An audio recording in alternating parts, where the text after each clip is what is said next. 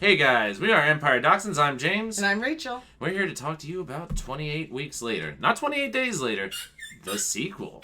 Yes, I think it was a situation where I had every intention of buying the first one.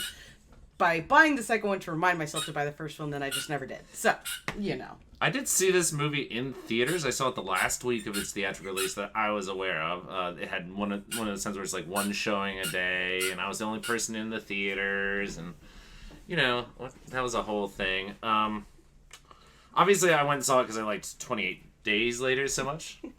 Was definitely I don't want to say surprised. Like, I kind of knew what I was getting into with a sequel to such a powerful movie like that. But I guess since we don't have 28 Days Later, we might as well talk about it a little bit. Anyways. You've seen it, right? Yeah, of course. What did you think of 28 Days Later, and how do you think that compares to its sequel? I liked it. I especially liked, what's the old guy, the fat guy in the first one? I don't remember his name, and I know who you're talking about, Brandon Gleeson. Yeah, I really like him. Even though he had like a small role, it was nice. I don't know, I think it was kind of like with it only being such a limited cast, and I thought that with its pace and everything, I thought it was really good. So in comparison, this one's garbage. But... Oh, wow. It is! I mean, come on. I mean, let's just break this down. Of course, in all horror movies, we have that thing where you're like, oh, well, none of this would have happened if if such and such didn't happen.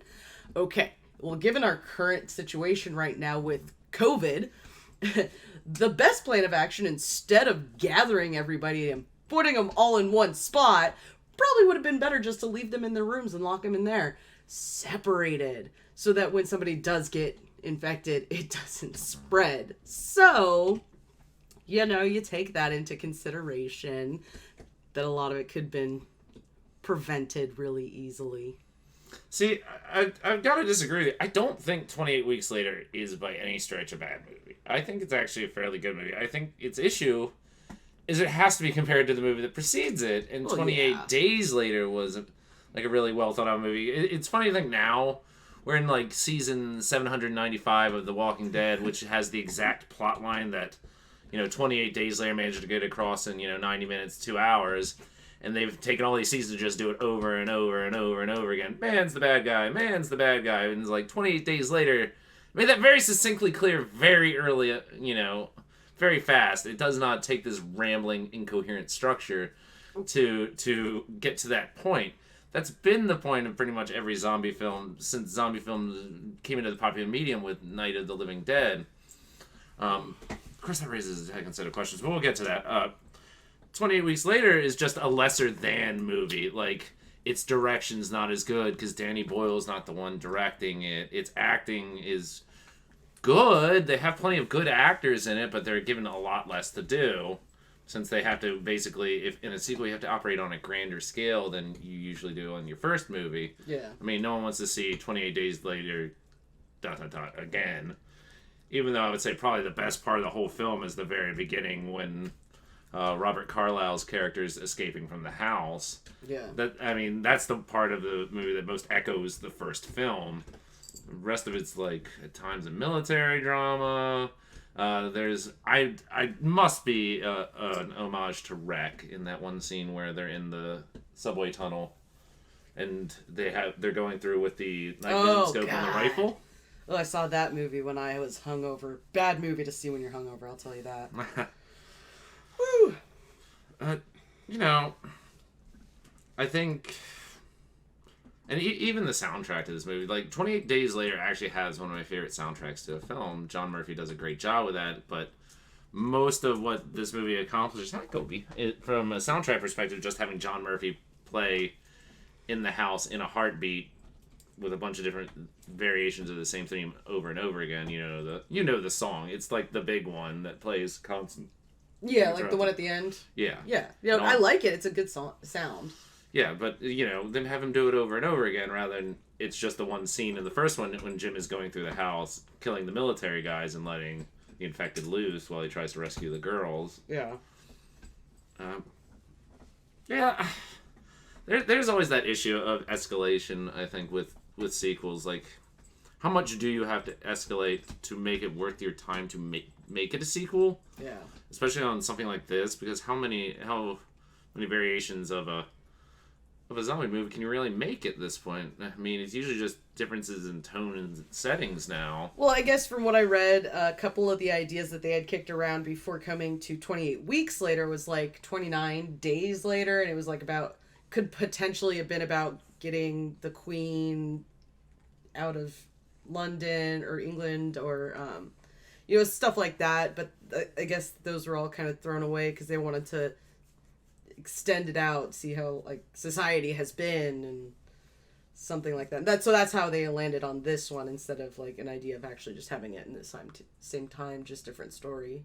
It's actually quite amazing to think that England's the only country that really is infected. That I guess because it's such a rapid onset infection, there really wasn't a lot of chance for it to get over the channel to mainland Europe. Yeah, I mean, you'd know if it got on a boat or a plane or whatever pretty quickly. It's not like a something you're patiently waiting to incubate. You mean like Corona? Yes. Much like Corona. Corona. No, yeah, and so with it being an island, it's easy for them to cut that off. Now, this does bring up a question, one I've kind of danced around up to this point, but I've heard it debated a lot among horror fans about these films. Are these actually zombie movies? Well, and so actually, one of the things, they call it a rage virus, which I've read it. I don't think you have. David Moody is the author of the Haters series. I read the first book. I read the first one? Oh, all of them are really good. It kind of reminds me a lot like that, except, of course, since we're not in the minds of the haters, or the rage people in this, you can't really say. But it did remind me of that, where it's not a zombie, it's just an anger, and that does seem like it is more. They do bite, but it doesn't seem like they ate. Well, I think that was one of the arguments for the end of the first film, is that's why they starved. Because that's how they beat the infection. All the infected just starved to death. Yeah. They have no ability to feed themselves. I don't know if they did eat people, they ran out of people to eat. They obviously don't attack one another. Yeah, and, maybe it is kind of zombie-esque to the point that they do need something like blood to sustain themselves for some reason, but it did seem more like a rage issue, an anger, like, psycho thing than a, brain-devouring zombie. Well, I mean, and think about it this way. Zombies are generally the living dead. They're the dead brought back to life. Yeah. And this was, like, instant, like, bite, boing! Yeah, they're, as far as we're aware anyway, not dead. They do die. Yeah. I mean, so obviously something can happen to them. You can fall down this rabbit hole for a while, because people will get even more minute about it, like, and a lot of people don't consider it a true zombie film if the zombie's origin's magic-based rather than viral-based. And the way they act, like, we always have that distinction of fast zombies versus slow zombies, and a lot of people don't think fat zombies are a thing, because that's not what was originally, like, set up in, like, Night of the Living Dead being kind of, like, patient zero, even though there is a history of zombie films before this. Yeah. That being said, I think it's a lot, just for the sake of brevity, I always just say it's a zombie film, because for all intents and purposes, it works very much the same way mechanically. It's just, we're falling into minutia of how we define zombies. Yeah. I mean, it's just a different class of zombies, I guess you could say. Mm-hmm. Lot of good actors in this movie, though, with not very big roles. Like, I guess it is on the short side for a movie, but it's interesting to see, like, Jeremy Renner before he really became a big thing. Idris Elba's in it, but just barely. Him. I know. So sad.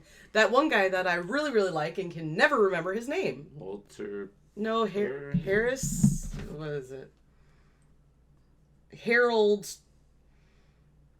Something or another. Harold Perrineau. Yeah, that one. I'm not even sure I'm pronouncing his name correctly.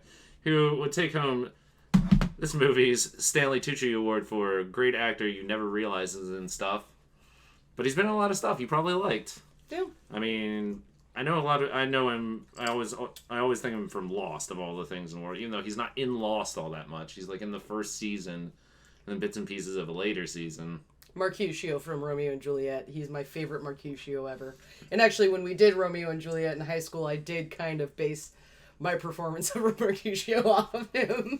Yeah, he's been in a lot of great stuff, and I mean, we can't forget Rose Byrne's in this. This is one of Imogen Poots' first roles. She's gorgeous. Yes, she is very good looking. No funny, awful last name, but good looking. Very. It's the eyes. And then, of course, Robert Carlyle's in this, and who I guess is the movie's villain. I know we're kind of set up at the beginning to be like, my God, what a horrible man. He ran from his wife in her time of need. Well, honey, I assure you, in that situation, let me die. Just go. I'm not going to expect you to come back after I made a stupid decision to go looking through a house for a kid that doesn't even belong to me. Yeah, I would agree. I mean, if there's a situation that it's not looking like one of us is getting out, I think it's safe to say one of us just gets out. So, yeah, that's... I wouldn't say he was in the wrong. It just definitely isn't a heroic trait, too. No, I can see people calling it cowardice, but it's a losing situation. What are you going to do? Both die together? I mean, technically, if it wasn't for the fact that she had this immunity, she'd be dead. Yes. Of course, if she didn't have the immunity, we wouldn't have had a re-update of the outbreak. But now in France. But also, that kind of goes... USA's still fine, though, guys. Don't worry about that. But it does kind of think, what if he did try to protect her, they both got infected, and then he goes crazy and she lives? Like, what do you think her reaction on that one would be? I don't know. The funniest thing about it is, she does have the infection, but she's not seemingly recognized as part of the infected. She's the only person we know that has the virus that gets attacked by another infected. It's not like the infected start fighting each other. Yeah. Which would make a lot more sense from the context of a rage virus, but... Yeah. Especially because during, when they all are running out of the building, some of those are ganging up on one person. It's totally the rage thing. So, yeah, it is interesting that they don't attack each other, though. I think it's one of those things they had to kind of deal with in coming into the sequel, because in the film, they're largely isolated when you run into the infected. It's very rarely large groups of them, except at the very beginning when they're in the city. Yeah. It's the end of the countryside, you see it far less. Yeah. But yeah, I liked it. I don't think it holds up to the first movie at all, but I think by itself it holds up fine. I would agree. If you separate 28 days and 28 weeks, then yes, it's actually a pretty good movie, except for the fact that they were dum-dums and put them all in the parking garage to let them all get eaten. Or not eaten. Infected. To be fair, why did he have access to the military's quarantine? Because he was basically the caregiver. Yeah, but why did he need access to the military stuff? To caregive the military stuff? Yeah, there's a lot of loopholes you got to jump through to get to the plot moving. But it's so silly to put everybody in a room together for their safety. You're preaching to the choir, but I like that they had this place designated and they're ready to go. They didn't realize there's another door. Yeah, that was pretty bad. They locked and chained one door. They did not lock and chain a second door. No, that's so true.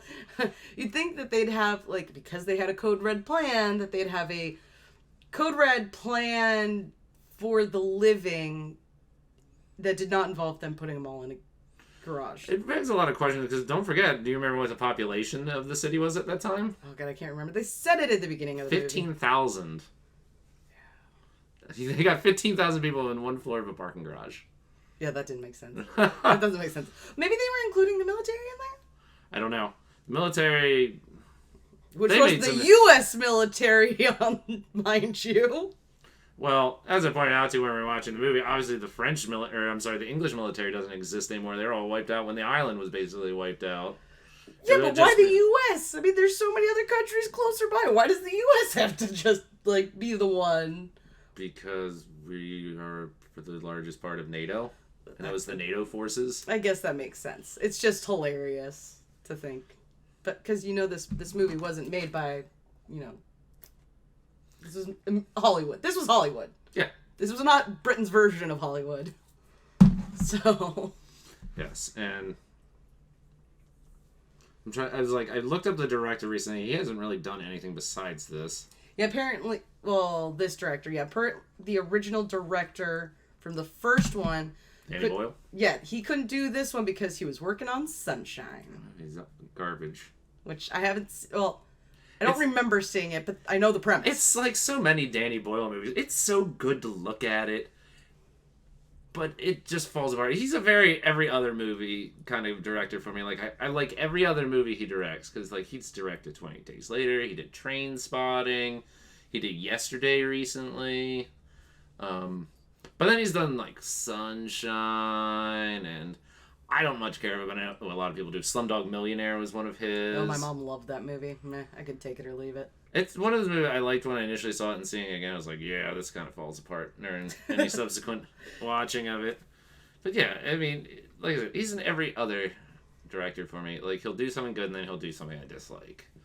I don't think he's necessarily, like, an amazing director, but he's good at visually storytelling. And you can tell they try to ape that a lot, because there's so many, like, quick cuts going on. A lot of things going on from, like, odd camera angles. Like, we have that whole shot of Rose Byrne's character getting killed through the night scope as she's being hit with the gun. Yeah, so much jarry camera, though, I'm not always a big fan of. Little bit's good, but when you're just like... Well, I think it makes a lot of sense thematically for this, because there's a lot going on at once. This isn't Jason Bourne is fighting a single guy. This is like a bunch of crazy shit's happening everywhere. It makes sense that, yeah, so therefore in the confusion of the actual scene, having the camera act like a confused member of the scene makes sense. I guess. And it doesn't make sense when it's Jason Bourne, punching fighting another guy. Yeah. Or that hilarious shot people love to show of Liam Neeson jumping over the fence that takes like 30 cuts for him to successfully jump over a fence. What? You'll have to see it. I believe it's Taken, one of the Taken movies.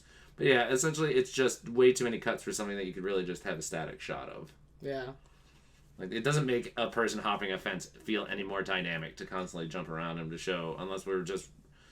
It was an intense jump! I was like, unless they really thought people were not going to be invested in Liam Neeson jumping over a fence. I think we're all invested in Liam Neeson jumping over a fence. It is truly his greatest enemy.